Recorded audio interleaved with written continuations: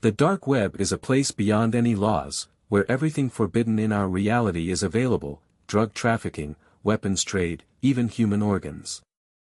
Governments can't track the criminals and gangs operating there. It's a society full of psychopaths, perversions, and people who take pleasure in watching blood and torture. So, my decision to enter it, and worse, to join a red room, was an uncalculated risk. Especially knowing that if I fell into the hands of the hackers lurking there, I would have signed my own death warrant. And that's exactly what happened. The criminal running the session asked me to choose the first punishment for the victim. I told him, my request is, let him go. At first, everyone in the live chat started cursing at me with the most horrific insults. But the criminal just laughed mockingly and said, "Are you kidding me?" Then, without hesitation, he plunged the knife in his hand deep into the child's skull and dragged it forward. Blood covered the boy's face completely, streaming down from his head. He ripped the tape off his mouth, and I could hear the child screaming and crying in agony, a sound that tore my heart apart. I found myself crying along with him. But the viewers? They were enjoying the show. The boy sobbed while the criminal mercilessly beat him all over his body, indulging in his own cruelty to satisfy the audience. I soon realized that this so-called free room was nothing more than an advertisement. The crueler and bloodier the torture, the more popular the criminal became.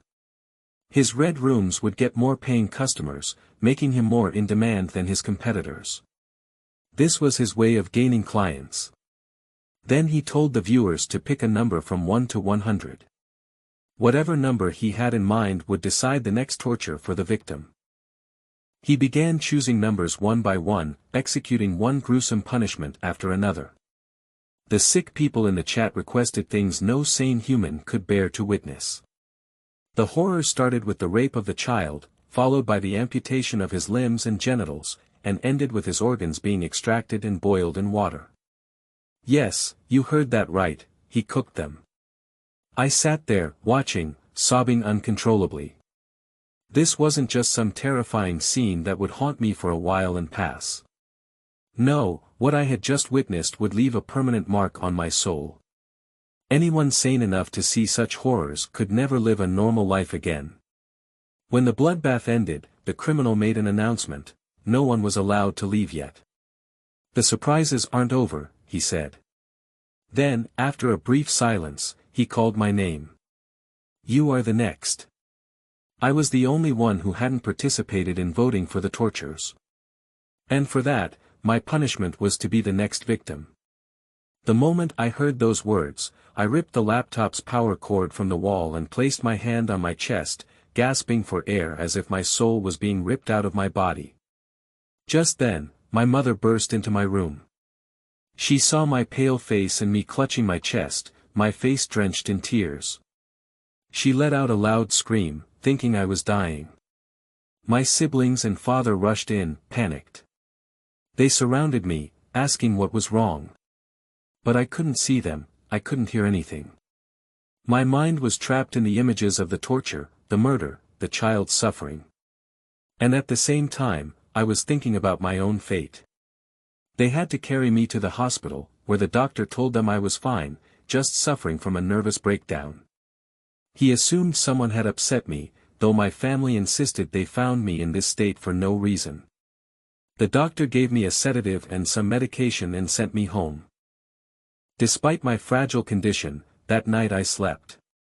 But it was the worst sleep of my life. My dreams were nothing but nightmares of the torture I had witnessed, but this time, it was happening to me.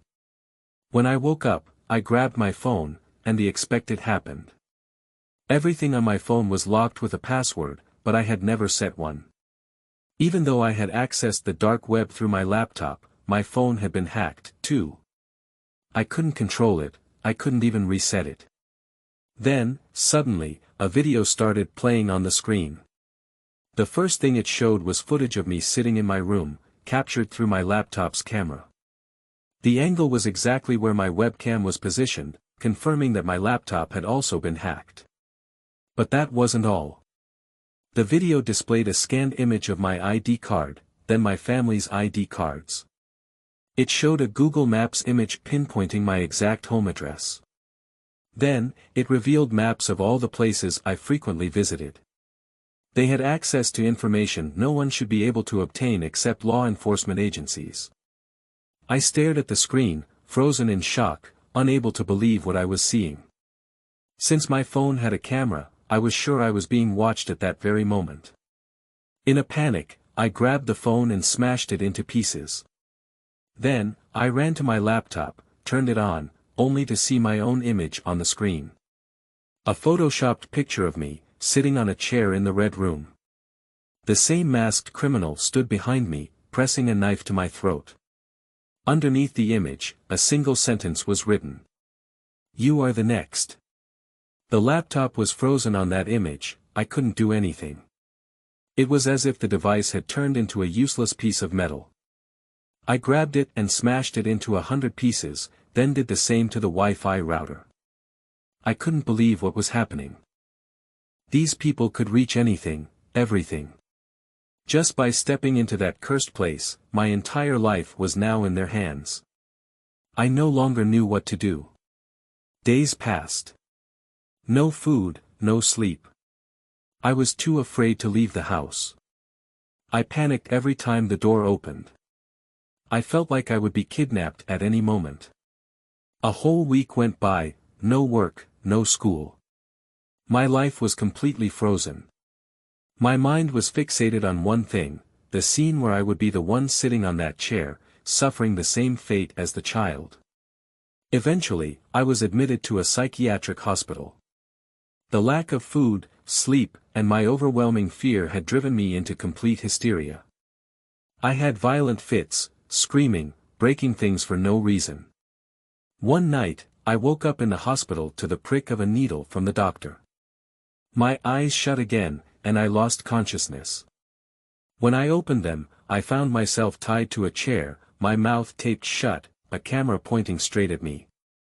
I struggled against the restraints, my heart pounding so hard I thought it would burst out of my chest. My mind screamed at me, was this real? Was I really in the Red Room now? The camera in front of me had a blinking red light. Someone was watching. A figure entered the dimly lit room, stepping into view. My entire body stiffened in terror. It was him, the masked criminal. He stood there for a moment, silent, as if savoring my fear. Then, he leaned in close, his breath hot against my skin. "You shouldn't have come to my world," he whispered. Suddenly, I heard voices, loud, urgent. The room shook as if a door had been kicked open. The masked man snapped his head towards the sound. Then, everything went black. When I woke up, I was back in my hospital bed. My wrists were free, but my whole body felt weak, as if I had been unconscious for days. A familiar voice called my name. I turned my head and saw my mother, tears streaming down her face. My father and siblings were there too, relief written all over their expressions. I tried to speak, but my throat was dry. My mother quickly handed me a glass of water, her hands trembling. After I took a sip, my father finally spoke. "They caught him." I blinked at him, confused. "The man from the dark web," he continued. "The police arrested him, right here in the hospital." A cold shiver ran down my spine. Apparently, while I was unconscious, my erratic behavior had caught the attention of one of the hospital staff. I kept muttering things in my sleep, about the Red Room, the masked man, my own execution. When the doctors checked my hospital records, they found something disturbing: someone had tampered with my files. Surveillance footage later revealed a masked figure sneaking into my room at night. That was when the hospital staff called the police. It turned out the criminal had been operating closer than anyone realized. He wasn't some distant hacker hidden behind layers of anonymity, he was here, in the real world, hunting his next victim. Me. The police raided his hideout, an abandoned building near the hospital. Inside, they found computers, cameras, and a list of victims, along with recordings of previous Red Room sessions.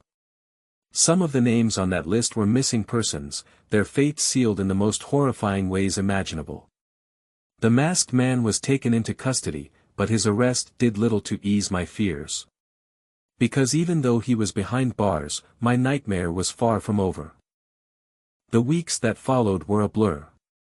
I was released from the hospital, but my life was anything but normal. Every night, I woke up drenched in sweat, my heart racing from the nightmares that never left me. In my dreams, I was always back in that chair. The camera was always recording.